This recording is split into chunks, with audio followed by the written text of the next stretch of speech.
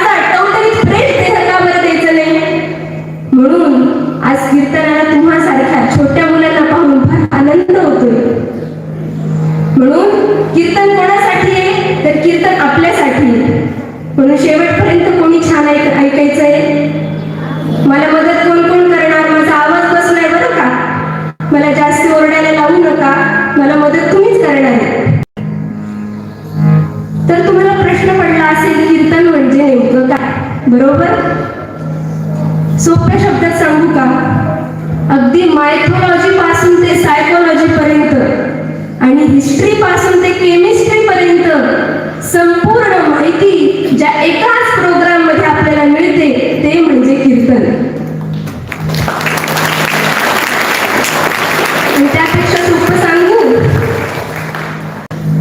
एखादा singing programme तुम्ही ऐकला तर तुम्हाला गाण्याविषयी प्रेम वाटेल. एखादी क्रीडेची स्पर्धा पाहिली तर तुम्हाला क्रीडेविषयी प्रेम वाटेल. पण कीर्तन हे असं एक माध्यम आहे ज्यांनी आपल्या मनामध्ये आपल्या देशाप्रती, आपल्या राष्ट्राप्रती, आपल्या मातृभूमीप्रती प्रेम जागृत होतं. असं माध्यम म्हणजे कीर्तन आहे. आज सांगायला पण छान वाटते की समाजामध्ये इंटरनॅशनल स्कूल आहे, नॅशनल स्कूल आहे. काही शाळा आपल्या विद्यार्थ्यांचे आवाज चांगला व्हावा म्हणून सिंगिंग प्रोग्राम ठेवतात. काही शाळा नृत्याच्या परीक्षा वगैरे ठेवतात. काही शाळा नवीन ऍक्टिव्हिटीज घेतात. पण ज्ञानसंपदा ही एकमेव अशी शाळा आहे की जी आपल्या विद्यार्थ्यांच्या मनामध्ये राष्ट्राप्रती आमूलाग्र बदल घडवण्यासाठी दरवर्षी नित्यानं कीर्तनाचा कार्यक्रम ठेवते. प्रत्येक शाळांनी हा आदर्श घेतला पाहिजे म्हणून शाळेला मी धन्यवाद देते. आणि आज आपण कीर्तनामध्ये काय ऐकणार आहेत माहिती? आज काय बरं? मराठी दिवस. बरोबर, मराठी राज्यभाषा दिन, मराठी भाषा गौरव दिन आहे आज. तर आपण आज अभंग घेतलाय.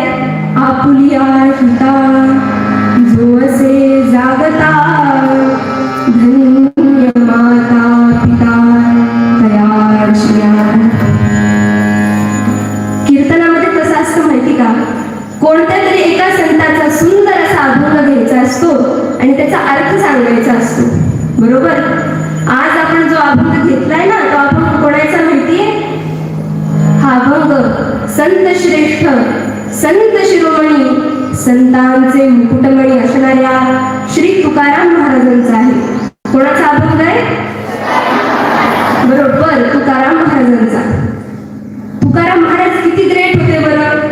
एका कवीने म्हटलंय, मुकुटमणी संतांचा शिव शिव तुकया म्हणो नये वाणी, मेले जड वैकुंठी विठ्ठल विठ्ठल म्हणून या वाणी.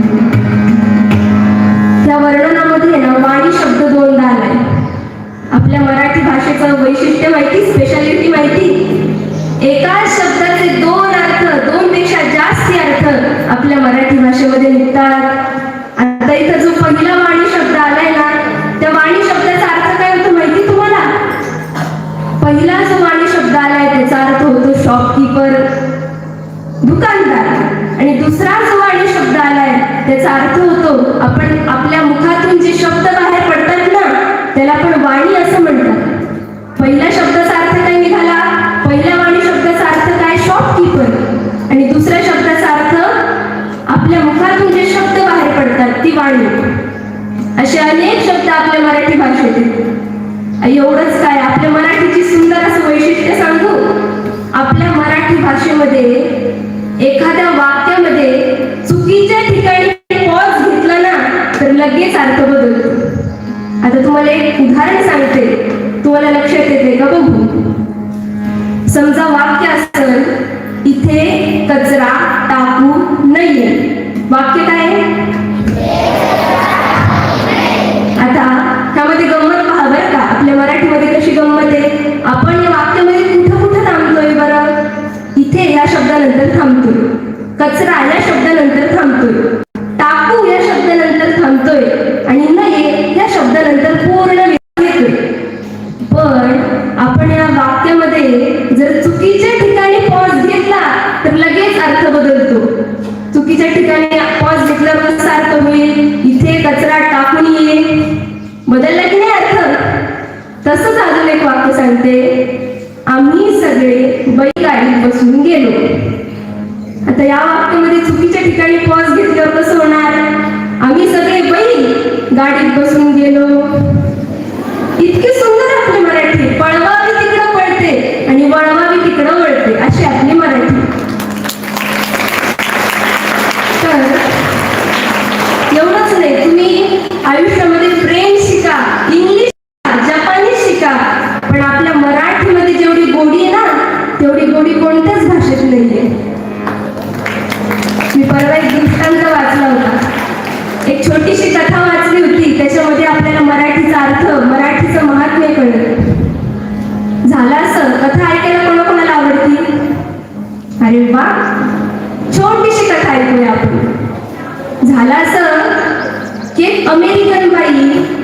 आपल्या मराठी भाषेचं महत्त्व, आपली मराठी भाषा कशी आहे हे जाणून घेण्यासाठी अमेरिकेवरून भारतामध्ये आली आणि भारतामध्ये कोल्हापूरच्या एका खेड्यामध्ये राहू लागली. ती अमेरिकन बाई एकटीच आली नाही बरं का, तिच्यासोबत तिचा 8 वर्षाचा मुलगा घेऊन आली. एका खेड्यामध्ये ती बाई राहतीये, बराच दिवस आपल्या मराठीचा अभ्यास करतीये आणि एक दिवस झालं काय माहिती का, त्या अमेरिकन बाईचा 8 वर्षाचा हेनरी नावाचा मुलगा खेळत असताना बाहेर पडला आणि रडत रडत भोकाड पसरत आई जवळ आला. आता ती अमेरिकन असली तरी आईचं प्रेम सगळीकडे समान असतं. त्या अमेरिकन बाईने इंग्लिशमध्ये त्याला समजवलं, बाळा रडू नको वगैरे वगैरे म्हणली इंग्लिशमध्ये. ते बाळ शांत झालं आणि झोपलं. पण झालं असं की दीड तास झाल्यानंतर तो हेनरी पुन्हा खेळण्यासाठी आईकडे हट्ट करू लागला, मला बाहेर जाऊ दे. सारखं त्याच्या आईकडे हट्ट करत होता. ती अमेरिकन बाई त्याला इंग्लिशमध्ये झापत होती, शांत बस, घरी बस. तिच्या वाक्यांमध्ये ती तिला झापत होती, बाहेर खेळायला जाऊ नको. पण ते पोरगं काय ऐकायला तयार नाही. शेवटी ती बाई ज्या घरामध्ये थांबली होती तिथल्या एका आजीबाईने ऐकलं की हे पोरगं बाहेर जाण्यासाठी रडतंय. त्या आजीबाई त्या हेनरी जवळ आल्या, त्याचा हट्ट पाहिला आणि मराठीमध्ये तणकावून त्याला म्हणल्या, अरे कार्ट्या, तंगडं तोडून घेतलेस तरी बाहेर खेळायला जातोय. आतापर्यंत त्याची आई त्याला इंग्लिशमध्ये समजवत होती तरी पोर ऐकत नव्हतं. एक शिडी त्या आजीची खाल्ली आणि पोरगं निश्चित झोपून गेलं. ती अमेरिकन बाई विचार करतेय, ह्याला इंग्लिश कळते, इंग्लिशमध्ये चांगल्या भाषेमध्ये मी सांगत होते पण पोर ऐकायला तयार नाही. पण या म्हातारीनं मराठीत एक शिवी काय दिली आणि पोरगं जागच्या जागी झोपून गेलं. त्या म्हातारीने काहीतरी जादूच केली. मंडळी, ही जादू त्या म्हातारीची नव्हती, ही जादू आपल्या मराठी भाषेची होती. कारण सांगू, आपल्या मराठी भाषेचं वैशिष्ट्य असं आहे की जेवढ्या लवकर आपल्या भावना दुसऱ्यांना समजवण्याचं साधन मराठी ठरते तशी दुसरी भाषा ठरू शकत नाही. म्हणून आज मी तुमची एक सरप्राईज टेस्ट घेणार आहे. सगळे रेडी आहेत? मी तुम्हाला इंग्लिश मधले असे 3 शब्द विचारणार आहे, त्याचा तुम्ही मला मराठीमध्ये शब्द सांगायचा. सगळे रेडी? इथं कितवी ते कितवीचे विद्यार्थी बसले? 4थी ते 9वी. ठीक आहे, 4थी आणि 5वी कच्चा लिंबू. त्याच्या पुढच्या मुलांनी मला ते 3 प्रश्नांचा अर्थ सांगायचा, 3 प्रश्नांचं शब्द सांगायचे. सगळे रेडी? पहिला प्रश्न, कॅलेंडरला मराठीत काय म्हणतात? हात वरती करायचा, उत्तर सांगायचं नाही. सांग बरं बाळ तू. हा, बरोबर. ठीक आहे, सोपा प्रश्न आता. 87ला मराठीत काय म्हणतात? मुलींमध्ये उभं राहा. हा, तूच. कोण उभं राहा? बरोबर, टाळ्या वाजवा. आणि आता एक अवघड प्रश्न बरं का, स्टूलला मराठीमध्ये काय म्हणतात? सगळंच येतं बाबा इथं, तर सांग बरं तू. अरे स्कूल नाही बाबा, स्टूल. हसू नका रे, त्यांनी बरोबर सांगितलं, हसू नका. स्टूल सांग बरं.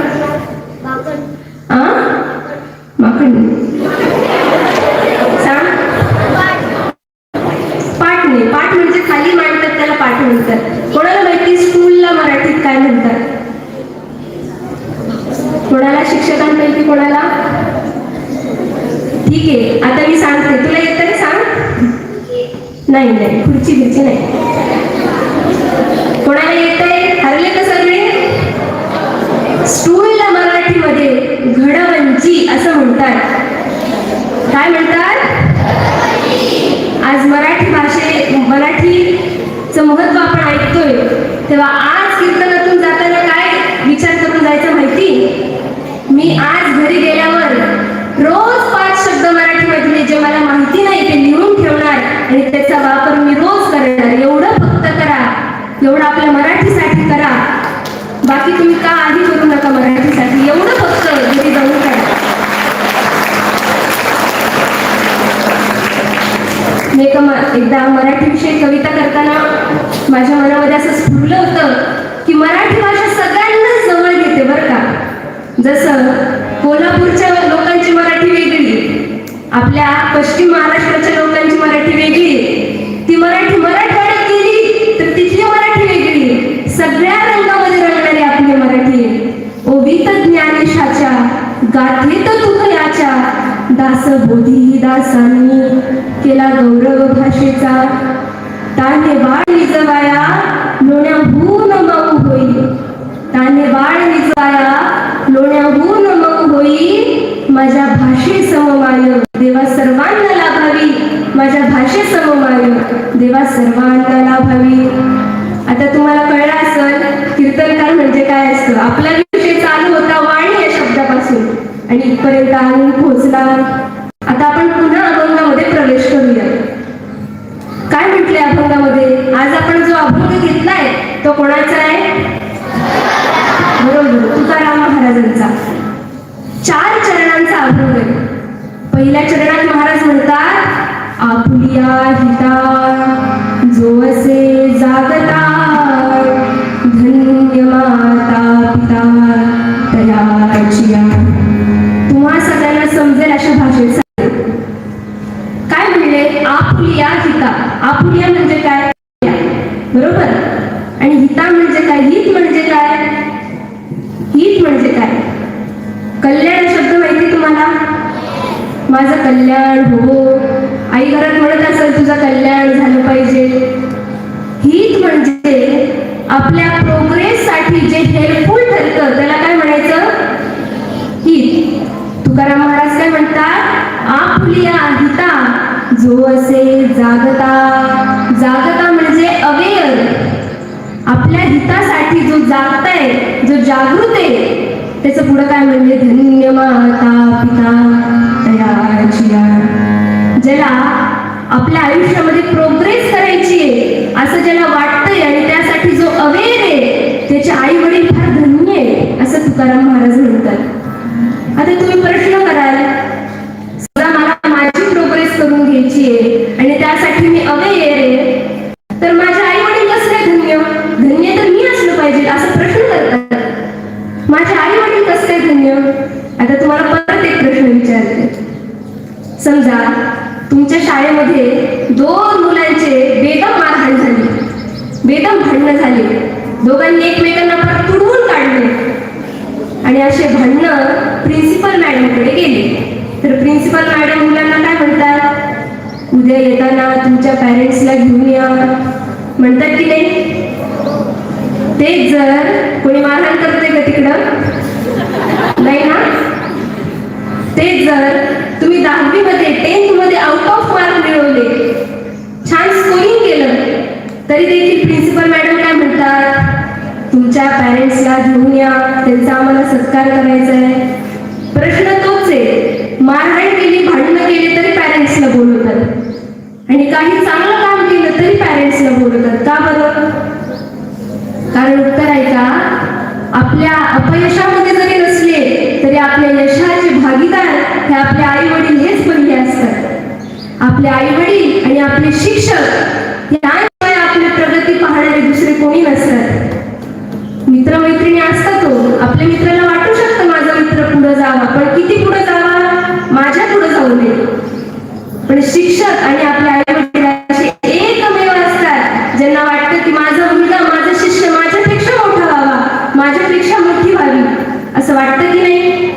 म्हणून आपण काही चांगलं काम केलं ना तर धन्य कोण आहे? नक्की कोण आहे? आपले आई वडील धन्य.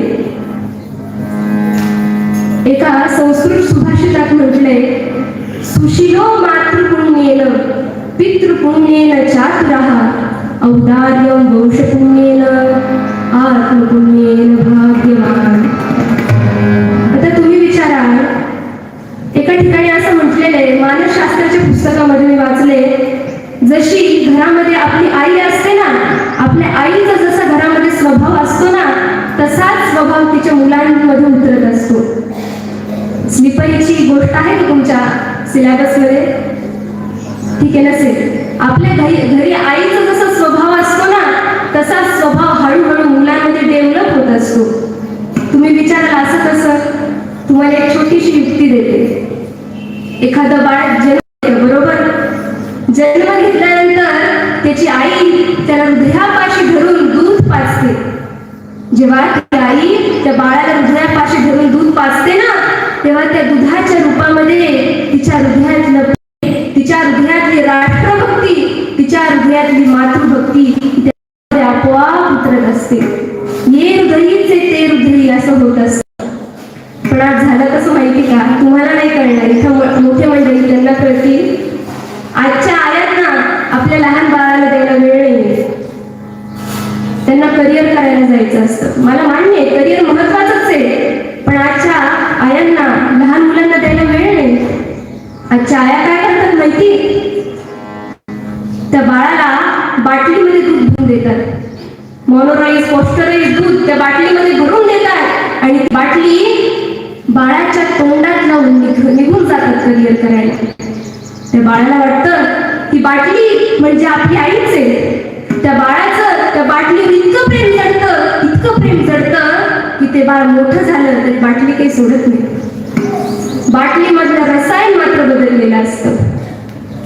मंडळी, आपल्या आईचा जसा स्वभाव असेल, अशा आपल्या आईच्या मनात जी प्रेम असेल, जी राष्ट्रभक्ती असेल ना, ती आपल्या हृदयामध्ये 100% उतरणारच आहे. जसं जिजामातेच्या मनामध्ये एक स्वप्न होतं की या हिरव्या वरवंट्याखाली आपला देश भरडून निघतोय, माझ्या पुत्रानं असं राज्य स्थापित करावं की ज्या राज्यामध्ये मातीला प्रचंड महत्व असेल. आणि तसा पुत्र तिच्या पोटी आला. एक सोपं उदाहरण सांगू. सगळ्यांना रावण माहितीये का? रावणाच्या आईचं नाव माहितीये? नाही माहिती? ऐश्वर्या बच्चनच्या मुलीचं नाव सांगा बरं. हा, हुशार आहेत बघा. आपल्याला रावणाच्या आईचं नाव होतं केकसी आणि रावणाच्या वडिलांचं नाव होतं विश्रवस. काय बरं? केकसी आणि विश्रवस. रावणाचे वडील हे प्रचंड मोठे ऋषी होते, तपस्वी ऋषी होते. आता तुम्ही प्रश्न विचारा, एका तपस्व्याच्या पोटी, एका ऋषींच्या पोटी रावणासारखा राक्षस कसं काय जन्माला आला? त्याचं सगळं क्रेडिट जातं रावणाच्या आईकडे. रावणाची आई केकसी म्हणजे राक्षसी. वडील ऋषी असले पण आई जर राक्षसी नसेल, राक्षसी स्वभावाची असेल ना, तर पुत्रांमध्ये ते गुणधर्म उतरणारच. आणि तेच प्रल्हाद माहिती तुम्हाला? भक्त प्रल्हादांच्या आईचं नाव कयाधू आणि वडिलांचं नाव हिरण्यकश्यपू. प्रल्हादाचे वडील हिरण्यकश्यपू खूप मोठे राक्षस, तरी पोटी भक्त जन्माला आला. त्याचं सगळं क्रेडिट त्या आईकडे. जर आई सात्विक वृत्तीची असेल तर आपल्या मुलामध्ये बरोबर सात्विक गुण येणार, सात्विक भक्त जन्माला येणार. म्हणून तुकाराम महाराजांनी सुद्धा अभंगामध्ये काय म्हणलंय? धन्य माता आणि त्यानंतर पिता तयाची या. म्हणून आपल्या घरी गेल्यावर कधी तुम्ही विचारता को आईला तू जेवलीस का? असं विचारायला पाहिजे बरं का. जशी आपल्याला आपली मातृभाषा प्रिय वाटायला लागते ना, ती मातृभाषा शिकवणारी आणि आपल्याला मराठीमधला पहिला शब्द देणारी आईच असते. आणि त्यानंतर काय म्हणले? धन्य माता पिता.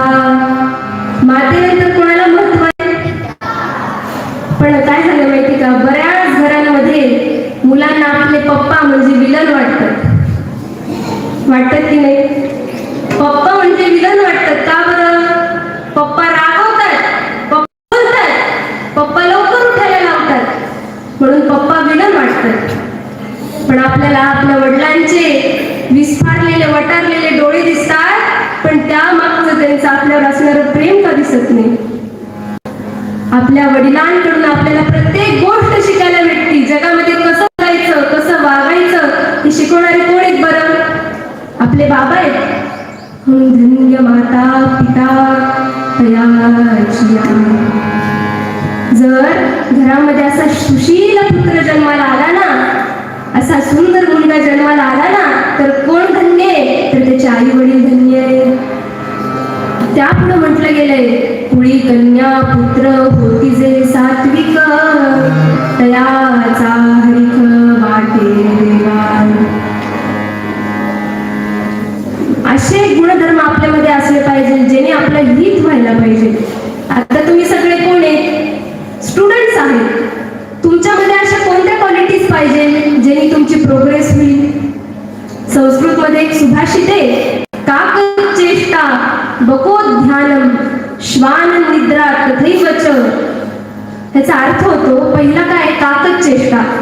आपल्यामध्ये आपण इतकं परसिस्टंट असावं, इतकं हार्डवर्किंग असावं की आयुष्यात किती जरी समस्या आल्या तरी खचून गेलं नाही पाहिजे. बऱ्याच विद्यार्थ्यांना असं वाटतं की मला काही समजतच नाही, आता माझं पुढं कसं होणार, म्हणून असं म्हणून प्रयत्न सोडून देतात. एक छोटीशी गोष्ट सांगते. फार फार वर्षांपूर्वी ना आपल्या भारत देशामध्ये गुरुकुल पद्धती असायची. गुरुकुल पद्धती म्हणजे कसं माहिती का? त्या गुरुकुलामध्ये जाऊनच राहायचं, तिथं जे बनवतील तेच खायचं, तिथं जे वस्त्र नेसायला देतील तेच नेसायचे, गुरुजींची सेवा करायची. अशा गुरुकुल पद्धतीमध्ये एक वरदराज नावाचा मुलगा शिक्षण घेत होता. नाव काय होतं मुलाचं? वरदराज. बरोबर. हा वरदराज ना थोडासा मंद होता बरं का.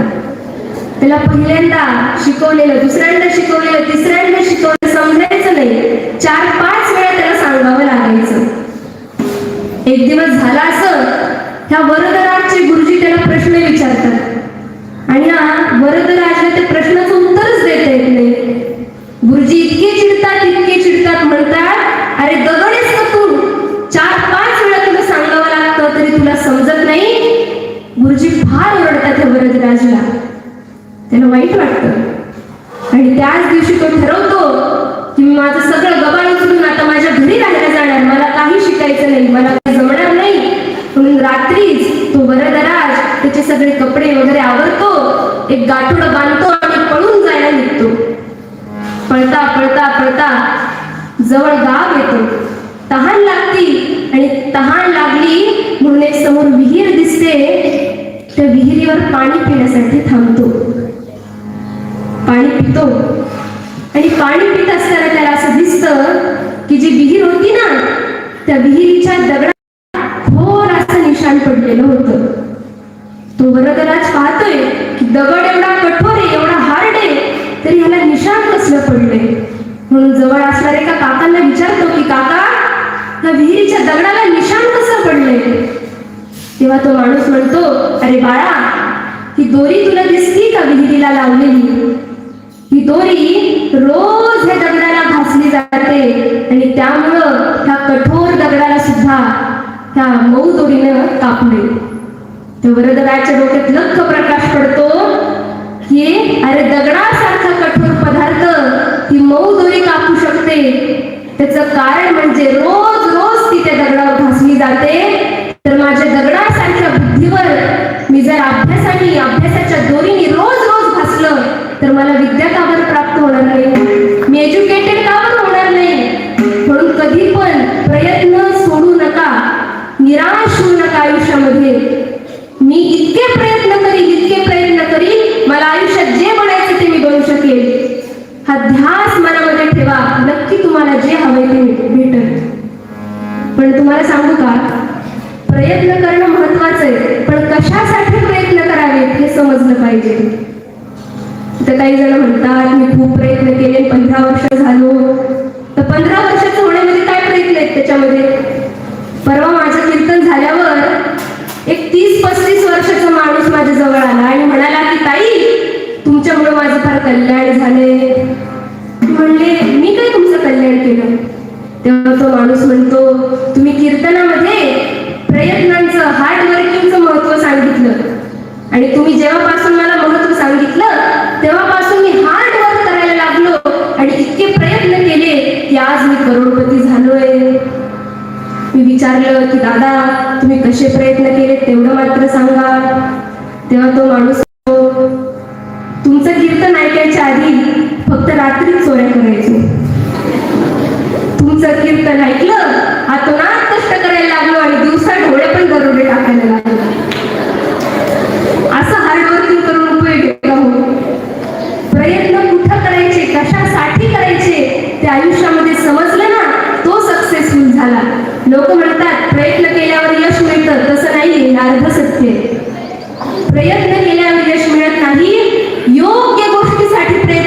यश मिळतं. म्हणून आयुष्यात प्रयत्न कशासाठी करायचे हो? मला छान मार्क्स मिळावे, बरोबर आहे, त्यासाठी प्रयत्न करावेच. नंतर माझं लग्न झाल्यावर माझ्याकडे छान अशी 4 व्हीलर गाडी असावी, त्याच्यामध्ये मी माझ्या बायकोला फिरवलं पाहिजे, इतकी छान गाडी असली पाहिजे, माझा 4 BHK बंगला असला पाहिजे, यासाठी प्रयत्न करायचेच आहे. आपल्या कुटुंबाला सुखी करण्यासाठी आयुष्यात प्रयत्न करायचेच आहे. पण त्यापुढे जाऊन काय करायचं बरं? कशासाठी प्रयत्न करायचे हो? आपल्या देव देश धर्मासाठी जर प्रयत्न केले नाही आणि तसंच आपण मरून गेलो ना, तर काय होणार आहे माहिती? आपण फक्त स्वतःसाठी प्रयत्न करत राहिलो आणि तसंच मरून गेलो ना, तर आपल्याला वरती गेल्यावर आपला इंटरव्ह्यू घेण्यात येतो आणि त्या इंटरव्ह्यू मध्ये पहिलाच प्रश्न विचारला जातो, किती द्रव्य ते राष्ट्रकारी दिलेस, परार्थी किती शक्ती तू वेचलीस, किती वेळ चिंतनी घालविला, विचारी रांती हरी हे तुम्हाला. जर आपण आयुष्यभर फक्त स्वतःसाठीच प्रयत्न करत राहिलो ना, तर वरती आपल्याला इंटरव्ह्यू मध्ये प्रश्न विचारला जातो, तुला इतका सुंदर देश पाठवला होता, इतक्या सुंदर देशामध्ये तुला जन्म दिला होता, तू तुझ्या देशासाठी काय केलंस? तू तुझ्या देशासाठी काय केलंस? अरे आपण इतक्या सुंदर देशामध्ये जन्म घेतलाय, देशाच्या पाठीवर 216 देश आहेत, पण आपल्या देशामधली संस्कृती इतकी महान आहे की आपल्या देशामध्ये, आपल्या संस्कृतीमध्ये आपल्या देशाला देश समजलं जात नाही, तर आपल्या देशाला आपण काय म्हणतो? भारत माता म्हणतो.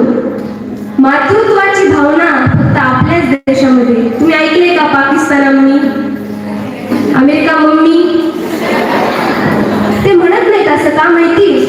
कारण आपल्या देशाला आई म्हणण्याची प्रथा, आई म्हणण्याची संस्कृती फक्त आपल्या भारत देशामध्येच आहे. आपल्या भारत देशासाठी आपण काही केलं नाही ना, तर आपल्याला वरती जाऊन देवाला उत्तर द्यावं लागणार आहे. तुम्हाला मदनलाल धिंगरा म्हणून माहिती का हो? एक मदनलाल धिंगरा म्हणून मोठे क्रांतिवीर होऊन गेले. त्या मदनलाल धिंगरांनी काय करावं? तर वयाच्या 24व्या वर्षी एका क्रूर अशा इंग्रज अधिकाऱ्याचा त्यांनी वध केला गोळ्या झाडून, आणि त्याच्यामुळं त्यांना फाशीची शिक्षा सुनावण्यात आली लंडनमध्ये. फाशीचा दिवस आणि ज्यांना फाशी देण्यात येते ना, त्यांना शेवटची इच्छा विचारली जाते, हे सगळ्यांना माहित असेल. त्या मदनलाल धिंगरांना त्यांची शेवटची इच्छा विचारण्यात आली की सांगा तुमची.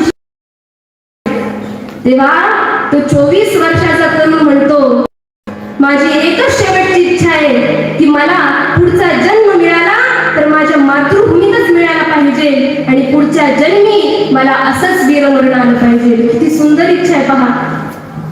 आपल्या देशासाठी धन नाही, संपूर्ण प्राण अर्पण करण्याचे वीर झाले. एका कोणा महात्म्यामुळं स्वातंत्र्य मिळालं नाही, अशा 1000 महात्मे होऊन गेले आणि त्यानंतर आपल्या देशाला स्वातंत्र्य मिळाले. म्हणून प्रयत्न कशासाठी करायचे? आपल्या राष्ट्रासाठी करायचे, देशासाठी करायचे. आणि असे प्रयत्न जर केले ना, तर तुकाराम महाराज म्हणतात, कुणी कन्या पुत्र होती जे सात्विक, तयाचा हरिक वाटे देवा. गीता भागवत करती श्रवण, आणि कधी चिंतन विठू वाचे. तुका म्हणे मज घडो त्यांची सेवा, परी माझ्या दैवा फार नाही. अजून एक महत्वाची गोष्ट सांगू. आपण मोठमोठे नॉवेल वाचतो, मोठमोठे ग्रंथ वाचतो, पण आपल्या धर्मामध्ये जी गीता आहे ना, श्रीमद भगवत गीता आहे ना, तिचा अभ्यास इथल्या प्रत्येकानं करायला पाहिजे.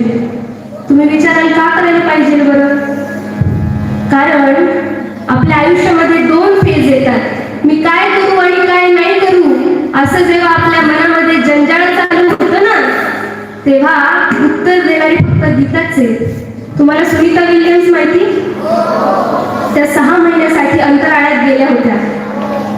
तेव्हा त्यांना एका पत्रकाराने प्रश्न विचारला की सुनीता मॅडम, तुम्ही 6 महिने आपल्या विश्वापासून इतक्या लांब होत्या, इतक्या वरती होत्या, तिथं तुमची फॅमिली नव्हती, तिथं तुम्हाला मदत करणार कोणी नव्हतं. अशा 6 महिन्यांमध्ये तुमचं मनोबल कसं काय चांगलं राहिलं? तुम्हाला कधी वाईट वाटलं नाही? तुम्हाला कधी हरल्यासारखं वाटलं नाही? तेव्हा त्या सुनीता विल्यम्सनी खूप छान उत्तर दिलं. त्या म्हणतात, मला हरल्यासारखं वाटायचं ना, तेव्हा मी हिंदू धर्मामधली श्रीमद भगवद्गीता वाचायची आणि त्यामुळं मी 6 महिने इतकी उत्साहित होते, इतकी प्रफुल्लित होते की त्यामुळेच मला या देशामध्ये येण्यासाठी बळ मिळालं. आपल्याला आयुष्यामध्ये कधी खचल्यासारखं वाटलं ना, तरी एकदा फक्त गीता उघडून पहा, नक्की तुम्हाला तुमचं उत्तर मिळाल्याशिवाय राहणार नाही. गीता भागवत करीती श्रवण आणि कहे चिंतन विठोबाचे, तुका म्हणे मज घडो त्यांची सेवा, परी माझ्या दैवा पारमाई. असं आपण जर सुंदर ना, अशा शहाण्या मुलांसारखं आपण जर वागलो ना, तर मोठमोठ्या संतांना पण आपली सेवा करावीशी वाटते. असं आपण वागलं पाहिजे. त्यासाठी तुकाराम महाराज पूर्वपद्यात आपल्याला सांगतात. आता एकदा मी अभंग म्हणणार आहे आणि त्यानंतर आपण 2 मिनिटं भगवंताचं नामस्मरण करायचे. आपुलिया गीता जो असे जागता, आपुलिया गीता जो असे जागता, आपुलिया गीता असे जागता, धन्य माता पिता दयाची, तुम्ही कन्या पुत्र होती जे सात्विक, कयाचा हरिख वाटे देवा, कयाचा हरिख वाटे देवा, कयाचा हरिख वाटे देवा. गीता भागवत करीती श्रवण, गीता भागवत करीती श्रवण, आणि कहे चिंतन विठोबा, म्हणे मज घडो त्यांची सेवा, परी माझ्या देवा पारमाई. आपुलिया गीता जो असे जागता, धन्य माता पिता दयाची.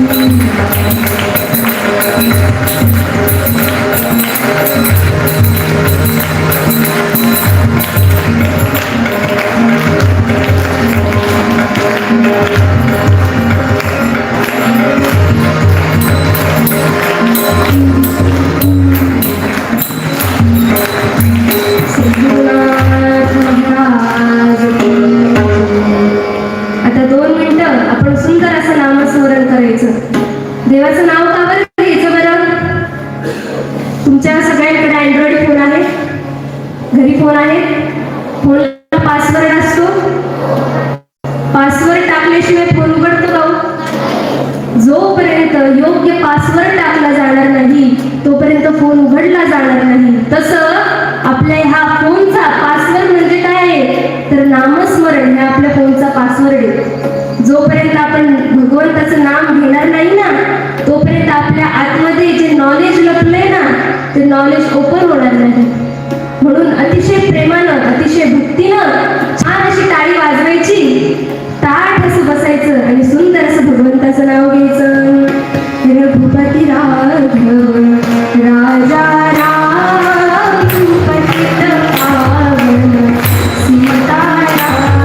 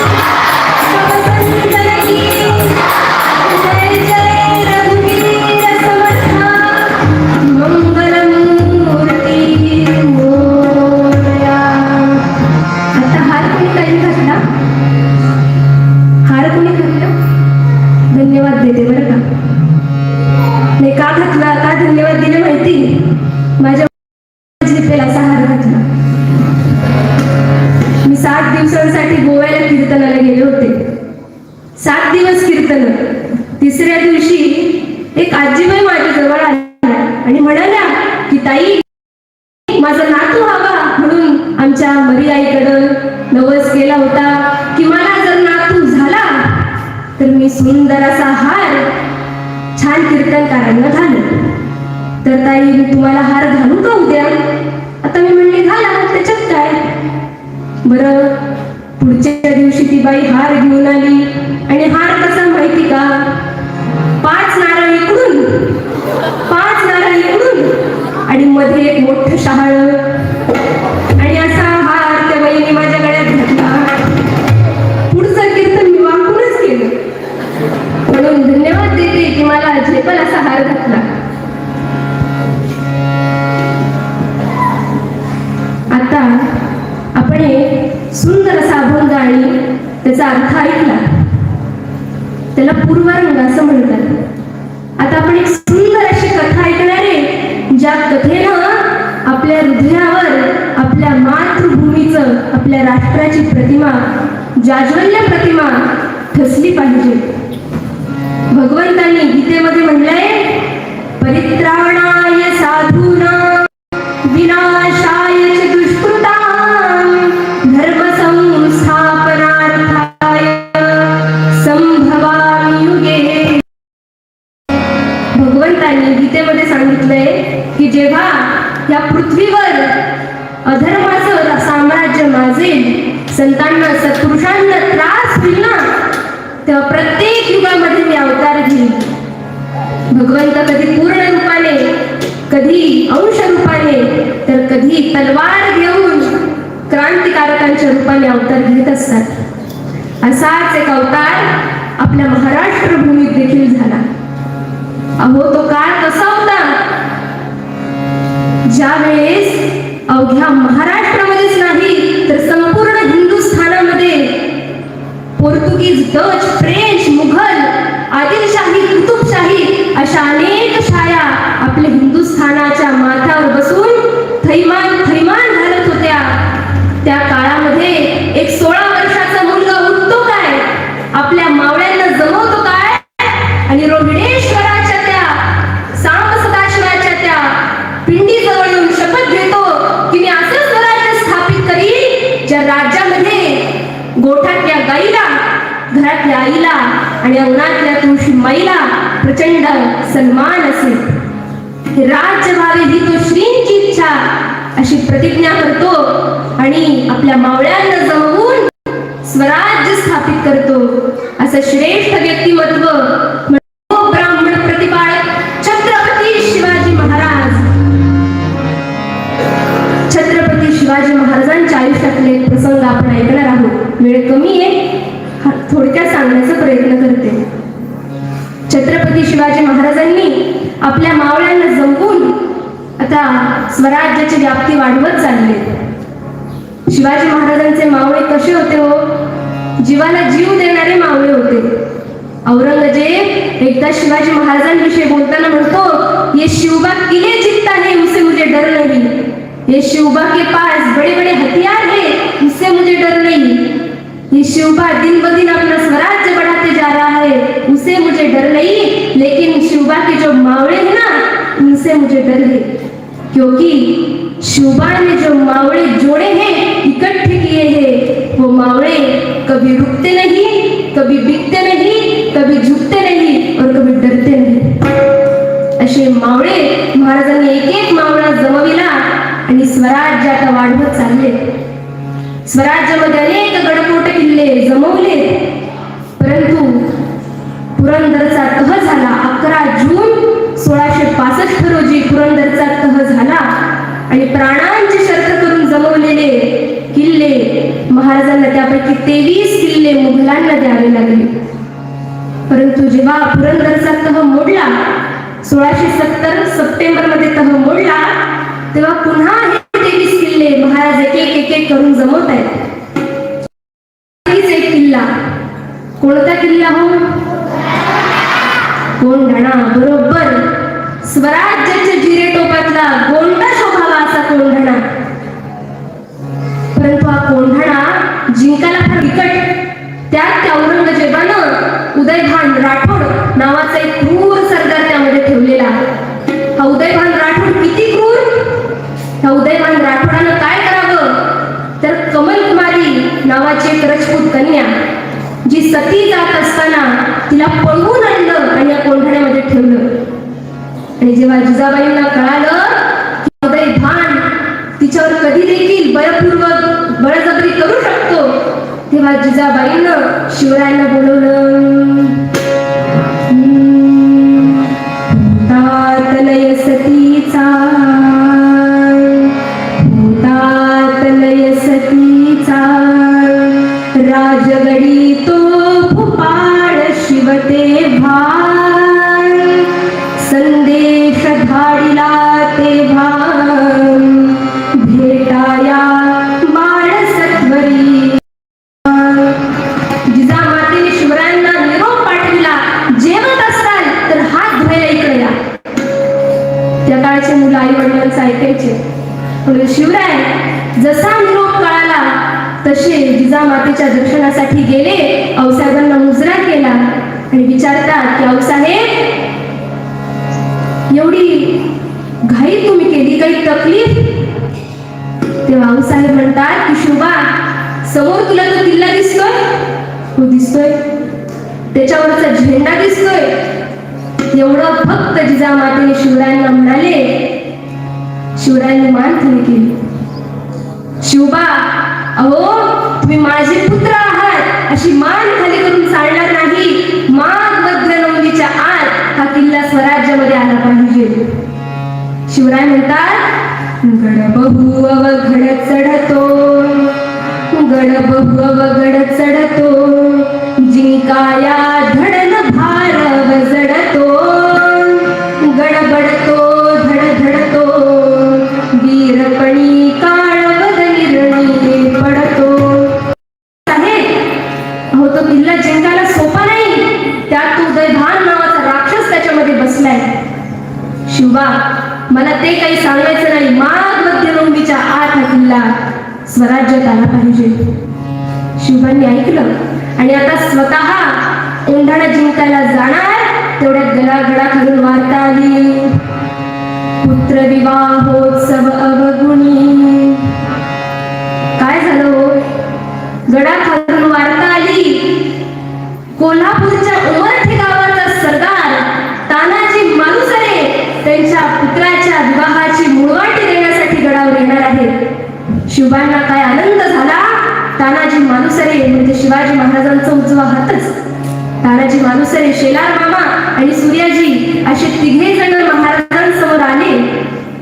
तानाजी त्याच्या कोल्हापूरच्या बोलीत म्हणतोय, राजा तुम्हाला अक्षी डोळ्यांनी पाहिलं आणि प्रत्यक्ष शंभू महादेवाला भेटल्यासारखं वाटतंय. आऊसाहेबांना पाहिल्यावर जगदंबेला पाहिल्यासारखं वाटतंय. राज माझ्या पोराचं रायबाचं लग्न आहे आणि तुम्हाला यायचंय. राज तानाजीला म्हणतात, तान्या अरे लग्नाला येऊ पण तिथी कोणती ते सांग. तानाजी म्हणतात माघ मध्य नवमी. माघ मध्य नवमी एवढं ऐकलं आणि शिवाजी महाराजांनी फक्त स्मित करून तानाजीला म्हटले की तान्या तुझ्याकडच्या लग्नाला आऊसाहेब येतील. का बरं राज? अहो तुम्ही येणार म्हणून समजा का होता आम्हाला लागले आणि तुम्ही का बरं नाही येणार? अरे तान्या आमच्या मासाहेबांनी आम्हाला कोंढाणा माघ मध्य नवमीच्या आत स्वराज्यात आला पाहिजे अशी आज्ञा केली. मातेची आज्ञा शिरसावंगे आम्ही स्वतः लढायला जाणार.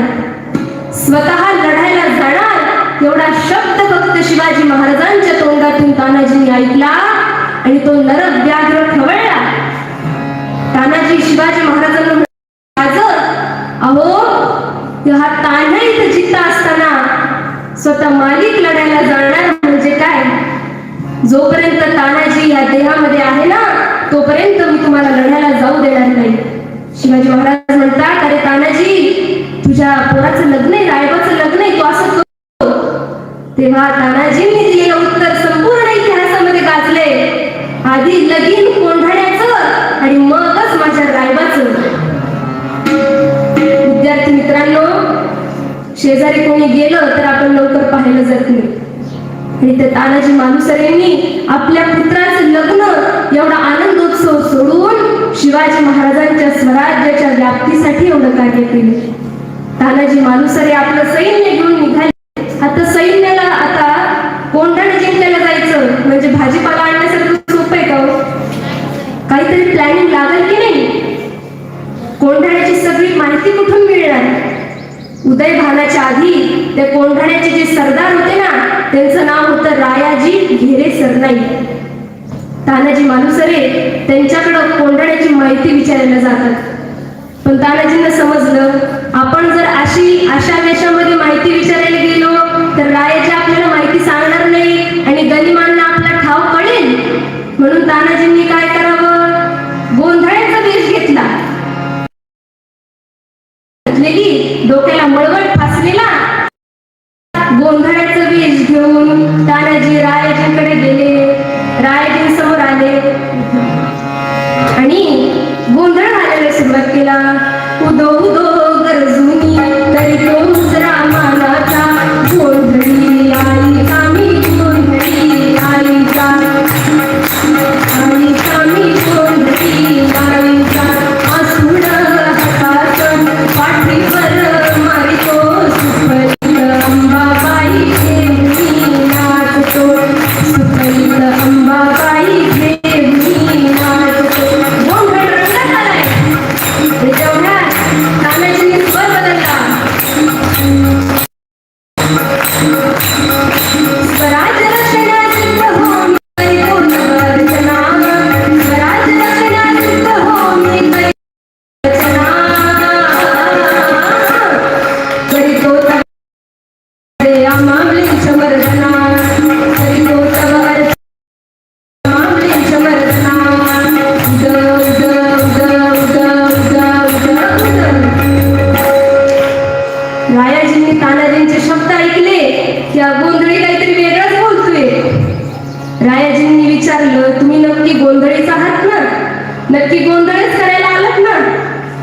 तेव्हा तानाजी मालुसरे म्हणतात, भय आम्ही गोंधळच करायला आलोय, पण इथं नाही, तिकडं कोंढाण्यावर. आम्हाला कोंढाण्याची माहिती सांगा, स्वराज्याचं काम करा. हो नाही करता करता रायाजींनी कोंढाण्याची सगळी माहिती सांगितली आणि रायाजींनी सांगितलेल्या माहितीनुसार त्या कोंढाण्याला 2 मुख्य दरवाजे, एक म्हणजे पुणे दरवाजा आणि दुसरा म्हणजे कल्याण दरवाजा. पण या दोन्ही दरवाजावर कडा पहारा. म्हणून तानाजींनी ठरवलं की कोंढाण्याच्या पश्चिमेला जो द्रोणगिरीचा कडा आहे त्या कड्यावरून चढून जायचं. तर कड्यावरून चढून जाणं एवढं सोपं आहे का? त्या काळात कसा कडा चढायचे तर घोरपड नावाचा एक प्राणी असायचा. इंग्लिश मध्ये त्याला म्हणतात मॉनिटर लिझार्ड. त्या घोरपडीला तिच्या पाठीला दोरी बांधायची, तिला सरसर सरसर फिरवायचं आणि कड्याच्या पाठीवर फेकून द्यायचं. ती घोरपड आपली नखी रोवून बसली की सरसर त्याच्यावरून चढून जायचं. तानाजींनी घोरपड काढली. त्या घोरपडीचं नाव होतं यशवंती. काय नाव होतं? आपल्या इतिहासामध्ये फक्त माणसंच प्रसिद्ध झाली नाही तर प्राणी देखील प्रसिद्ध झाले. तानाजींनी त्यांची घोरपड काढली, तिला शेंदूर फासण्यात आला आणि आता दोरी बांधून गरगर तिला फिरवलं आणि कड्याच्या टोकावर टाकली ती घोरपड सरसर खाली पडली. घोरपड खाली पडणं हा अपशकुन समजलं जायचं. अपशकुन मला गे आज हा दुष्ट झाला, परिमद मनच वेडे भग्न संकल्प झाला. अगं यशवंती, लोक म्हणतात अपशकुन झाला, पण मी अशा अंधश्रद्धा पाळणार नाही. मी स्वराज्याचा मावळा आहे. आता तुला एकदाच सांगतो, एकदाच तुला ह्या कड्या टाकणार आणि तू जर परत आलीस तर तुझी खांडोळी करीन. प्राण्यांना सुद्धा आपल्या मनातलं कळतं बरं का. आणि त्या तानाजींसारखा धिप्पाड माणूस सांगायला असेल तर 6.5 फुटाचा माणूस ते सोपं गणित आहे का? त्यांनी सांगितलं की घोरपड सरसर वरती चढत गेली, नखी रोवून त्या कड्यावर बसली, तिला धरून आता सगळे मावळे वरती सरसर सरसर चढून जातात. किल्ल्यामध्ये उतरणारच तेवढ्या गणपती सारखा तो उदयभान हजीरच. तानाजींनी त्या उदयभानाला पाहिलं पहिले संधी दिली की याला समजावून पाहूया.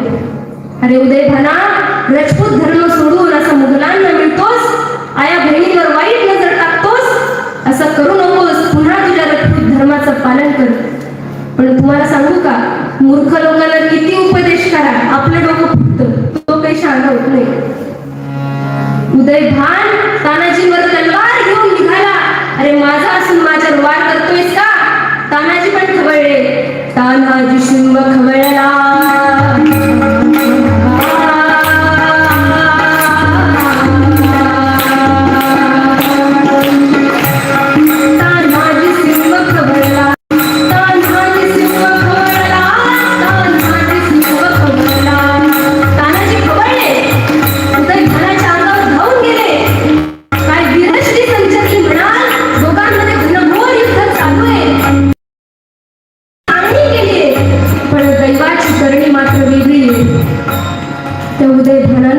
आपली तलवार सर्व दिशी फिरवली आणि ती तानाजींच्या डाव्या हाताला जाऊन कटकीने लागली.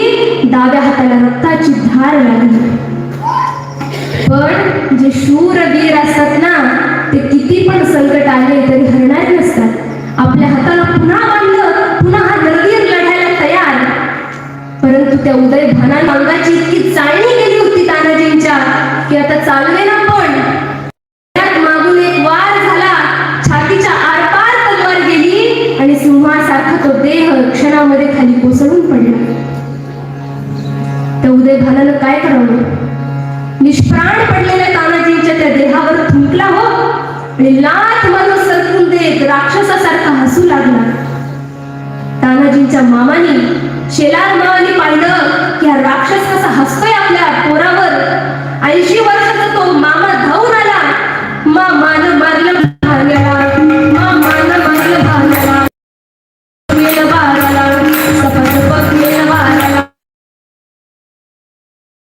उठा फाडला उदयभानाला, उदयभानाला जी, उदयभानाला जी, उदयभानाला जी. 80 वर्षाच्या मामानं त्या उदयभानाला सरकीने उपदेशात चिरला. यवनांचं सैन्य पळू लागलं. तेवढ्या सूर्याजींनी त्या किल्ल्यावर फडकणारा त्या हिरवा कपडा खाली काढला आणि आपला आर्य सनातन वैदिक हिंदू धर्माचा भगवा ध्वज डौलाने त्या कोंडाला फडकू लागला. भवानी माता की. युद्ध जिंकण्यात आलं. जेव्हा छत्रपती शिवाजी महाराजांना कळवलं की राजे कोंढाणा माग वतनोनीच्या आत आला, तेव्हा छत्रपती शिवाजी महाराजांसारखा थोर राजा काय म्हणतो? अरे गड आला पण माझा सिंह मात्र गेला रे. छत्रपती शिवाजी महाराजांचं एक वैशिष्ट्य सांगू. शिवबांकडे इतके किल्ले होते, एवढे किल्ले महाराजांनी जमवले, पण त्यापैकी एकाही किल्ल्याचं नाव शिवरायांनी स्वतःच्या नावावरून ठेवलं नाही. शिवरायांनी त्यांच्या कोंढाण्याचं नाव सिंहगड असं ठेवण्यात आलं. का बरं? जिथं माझा मावळा सिंहासारखा लढला त्या गडाचं नाव सिंहगड. मित्रांनो, फक्त स्वतःसाठी जे कार्य करतात ना, त्यांचं नाव इतिहासामध्ये कधीच कोरलं जात नाही. जे आपल्या देहाची चाळणी करून आपल्या देवदेशभूमीसाठी लढतात ना, त्यांचं नाव इतिहासामध्ये कोरलं जातं. ज्यांना इतिहासाच्या पानामध्ये गाजायचंय ना, त्यांनी आपल्या ह्या देहरूपी पानाला पहिले जिंकलं पाहिजे, तरच आपण भगवंताला प्रिय होऊ. आज कीर्तनातून जाताना काय संदेश घ्यायचा बरं? 1.5 तास फक्त कोणातरी पोरीला पाहिलं, एवढंच का? 1.5 तास कोणीतरी बडबड करून गेलं, एवढंच का? आज जाताना एवढा विचार करून जा. आणि तुम्हाला एक संदेश देते की मला सांगा बरं, ते आत्ताचे मुलं मुली चेहरा गोरा करण्यासाठी ती कोणती माती वापरतात बरं? मुलतानी माती ना. त्या मुलतानी मातीनं तुमचा चेहरा गोरा होतो की ते मला माहिती नाही, पण सिंहगडला जा, तानाजी मालुसरेंच्या समाधीवरची चिमुभर माती तुमच्या कपाळाला लावा. त्या मातीनं तुमचा चेहरा गोरा होणार नाही, पण तुमचा अंतरंग भगवा झाल्याशिवाय होणार नाही. तुमच्या अंतरंगामध्ये मातृभक्ती जागृत झाल्याशिवाय होणार नाही.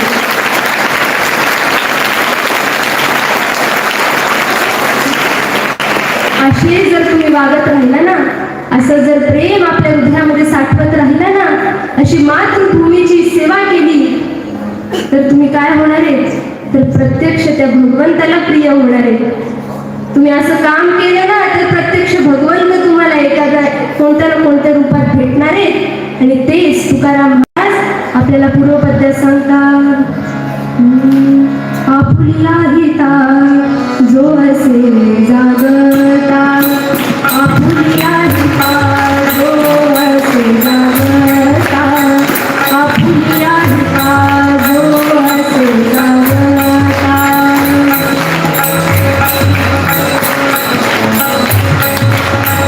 धन्य माता पिता दयाची या, धन्य माता पिता,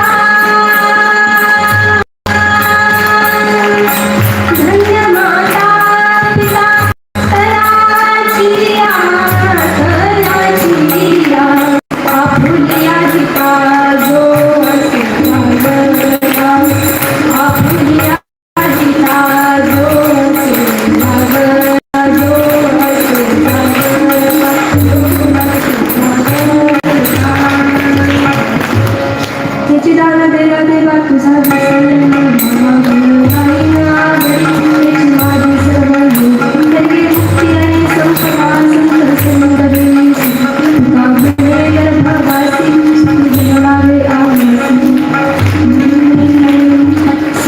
सर्वदा योग तुझा करावा, तुझे कारणी देह माझा पडावा.